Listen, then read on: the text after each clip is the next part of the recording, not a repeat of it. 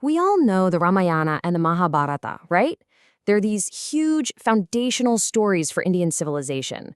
But what if I told you that behind these epic tales, there's a mystery that's been bugging historians for like 3,000 years? And that mystery is, when did all this stuff actually happen?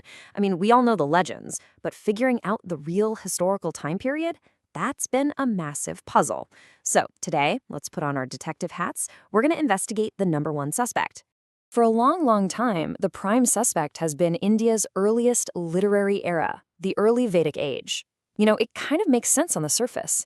The Vedas are the oldest texts we have, so you'd think the epics must come from that same ancient world.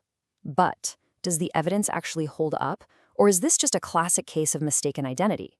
Time to check the alibi. All right, first things first, let's talk politics. How was society actually run back then? Are we talking about big kingdoms with powerful kings, or something else entirely? This is our first big clue. And whoa, right out of the gate, we've got a problem. The alibi is already starting to crack. Just look at the difference here. The world of the epics, it's all about these huge established kingdoms with big capital cities like Hastinapura. You've got kings, dynasties, and all that drama about who inherits the throne. Now, look at the early Vedic world. Totally different. We're talking about mobile, semi-nomadic tribes. Their leader, the Rajan, wasn't a hereditary king. He was more of a chief who led because he was good in a fight and knew the right rituals. See? These two political worlds they're completely incompatible. Our suspect's story is already looking pretty weak. Okay, so the political alibi is shaky. Let's move on to the next piece of evidence, the economy and technology. What did people do for a living? What were their tools made of? This is like the forensics of our case. And here we go again, another huge mismatch. The world of the epics, it's built on settled farming. You need a surplus of grain to feed big cities and massive armies, and you need taxes to pay for it all. And that giant war at Kurukshetra, that's an Iron Age war.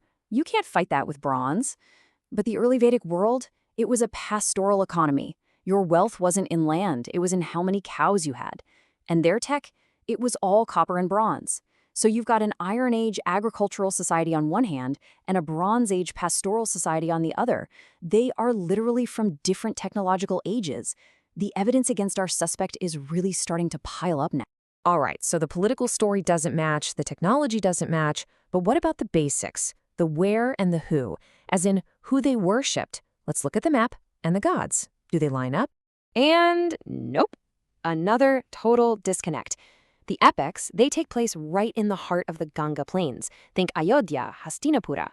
But where are the Vedic texts set? Way over in the northwest, in the Punjab, around the Indus River. They're not even in the same part of the subcontinent. And it's not just geography, it's the gods themselves. The Vedic world is all about cosmic gods like Indra, the god of thunder, and Agni, the fire god. But in the epics, we start seeing the worship of Vishnu and Shiva taking center stage, the gods who become so important later on. The entire cultural map, both on Earth and in the heavens, has completely changed. Okay, so we've looked at politics, tech, geography, religion, and none of it fits. The case against our prime suspect is looking pretty solid. But now we come to the real smoking gun, the single most decisive clue in this whole investigation. So just think for a second. What could possibly be stronger than all that evidence we just went through? What's the final nail in the coffin? It's not what the Vedic texts say, it's what they don't say. Sometimes the loudest piece of evidence is complete and total silence, and that's exactly what we have here. I really want you to let this sink in. The Vedic culture was obsessed with passing down its knowledge perfectly, word for word, through oral tradition for centuries. They remembered everything. And yet, in all of their sacred texts, there's not a single peep about the massive, world-changing Kurukshetra war.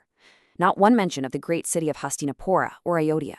The epic heroes, the famous dynasties, they're just not there. This isn't just some accident like they forgot to write it down. This is proof.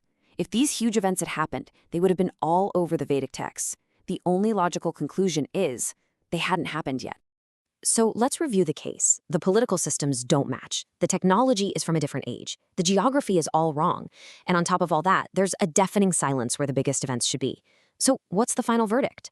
And maybe more importantly, why do we even care? Why does getting this timeline right matter so much? The verdict is in, and it's crystal clear. Based on all this evidence, the early Vedic period is not guilty. It simply cannot be the historical backdrop for the epics. The two worlds are fundamentally different. Case closed. So why is this such a big deal? Well, for a few reasons. First, it pulls the epics out of some vague mythological past and anchors them in real history. Second, it means we can connect them to actual archaeological findings from India's Iron Age, a period of massive change. And maybe the most important thing is this. It shows us what the epics are really about. They're telling the story of a massive historical transformation, the shift from the small, wandering tribes of the Vedic world to the huge, powerful kingdoms that came later. That's the real drama. There's a quote that just sums this up perfectly. The epics are not early Vedic. They are post-Vedic in structure, but Vedic in inheritance. In other words, they're not from the same time, but they build on what came before. They're the sequel, not a remake. So here's the big question. If the epics aren't early Vedic, then when are they from? Well, by ruling out our first suspect, we've just opened up a brand new investigation. And our new person of interest is the period after 1200 BCE, the beginning of the Iron Age, a time of new cities, new kingdoms, and new conflicts. But that's a mystery we'll have to solve next time.